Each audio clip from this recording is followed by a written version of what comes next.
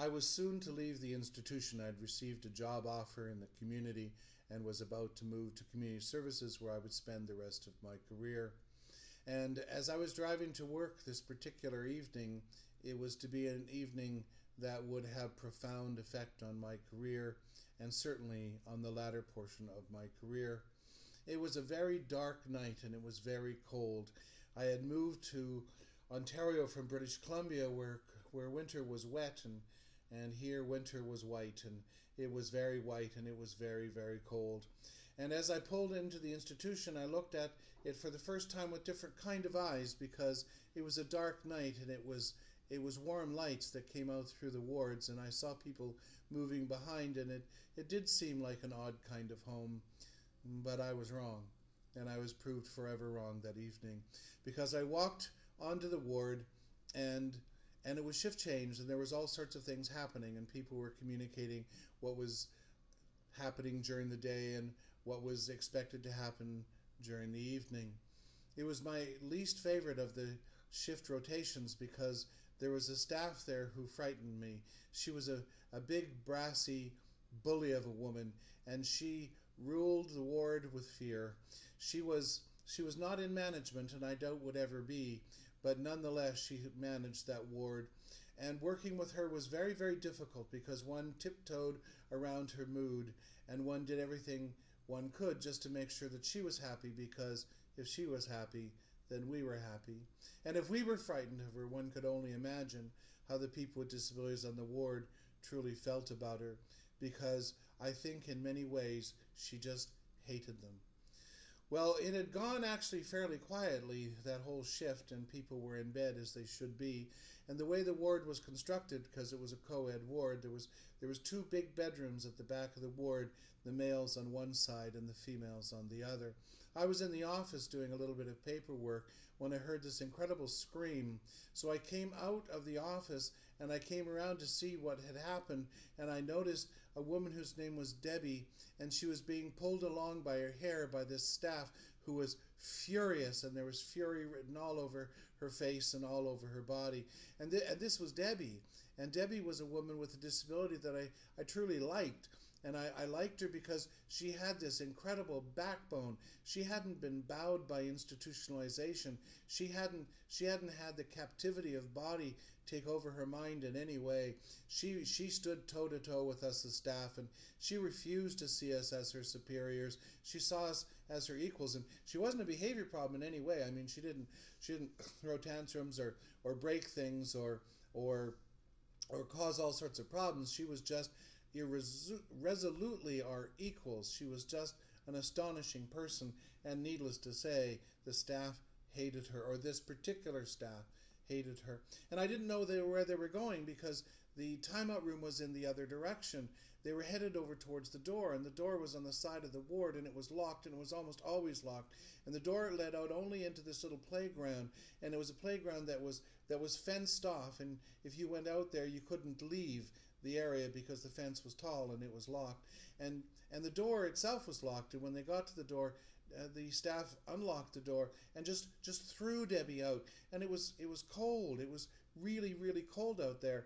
And I saw the staff pull the door back and lock the door, and Debbie was on the other side, and it was cold. It was really, really cold, and all she was wearing was this night dress, and she had bare feet, and I approached the staff and I said, you can't do this. I mean, it's cold outside.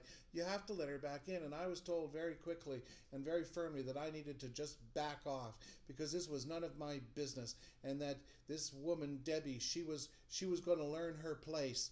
And what lesson do you learn standing outside in the cold? I mean, what lesson do you learn about yourself? I mean, you might learn lessons about the world and you might learn lessons about the staff, but you certainly learn nothing about yourself when you're standing in the cold and you're freezing and the door is locked and there's an angry woman on the other side refusing to let you in. And I begged her. I begged her to let her in, and she was just furious now with me for questioning her. I didn't know what had happened, and I didn't know why Debbie deserved this. Well, maybe not, but I didn't think that anything deserved being locked out in the cold when you only had a nightgown and you only had bare feet. But eventually the door was unlocked, and I tell myself, and it's probably not true, that maybe my protests made that a little less long than it would have been if I hadn't been there. And you should have seen Debbie, because she walked by me and her back, it was just rod straight. I was cheering inside because she walked with such incredible dignity that she showed up this fury and this bully of a woman, and I couldn't understand why everybody acted like nothing was happening, like the other staff, they didn't do anything. These were good people. But I could see when I looked at these good people that they were afraid. They were afraid of this staff, and they were afraid of her violence, and they were afraid of protest and losing their jobs, or whatever might happen if one did something and stood up. And it was horrible. And I went home that evening and I found it very difficult sleeping, because I had to sort of face that this was my profession and this is what I had chosen to do, and this is what happens in places like this. And I went to work the next day, and I had made the decision that I was going to report this. So I did. I chose one of the supervisors who I truly trusted, and I think that's what made this so difficult. We sat down together in a private room, and I described to her what had happened the evening before, and I was clearly very upset. And she was understanding at first, and she told me that these things happen in places like this, and that I needed to have a thicker skin if I was going to survive in human services. And then her voice went cold as it had been the evening before. And she told me that I was never to make this kind of report again, and that I was never, ever, ever to bring this to her attention again, or I would be in significant trouble. Well, thank heavens I was going to be leaving that job. And when I left the institution, I left very, very troubled. And over the next many years in human services, I have to say that is not the only act of violence that I witnessed against people with disabilities. And in the first instance in the institution, I spoke up, but many instances I did not. I was part of the silent group that saw what happened and did little about it. And then years later, decades later, I was in a hospital, and I was facing a catastrophic illness, and I was in the recovery part, and I knew I was going to be okay. And I was thinking about my career and what I had yet to do, and I remembered Debbie.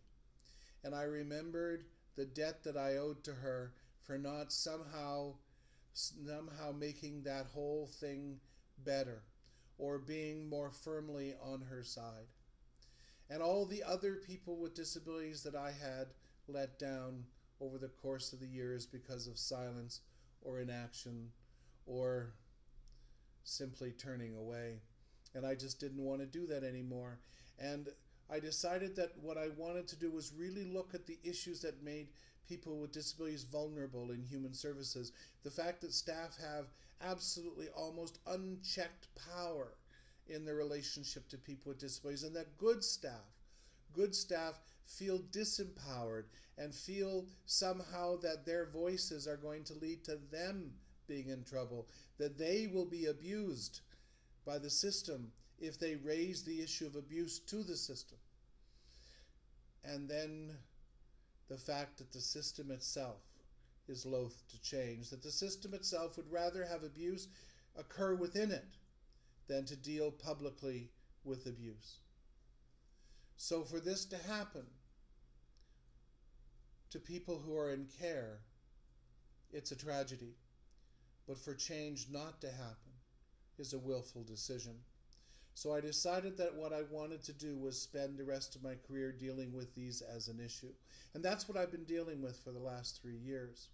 And it was just today that I sat down to write the opening of a book that will document a 3-year journey at Vita Community Living Services regarding what we've done to confront the issue of abuse within the organization and to radically alter the organization to make it a safe haven for people with disabilities to live in.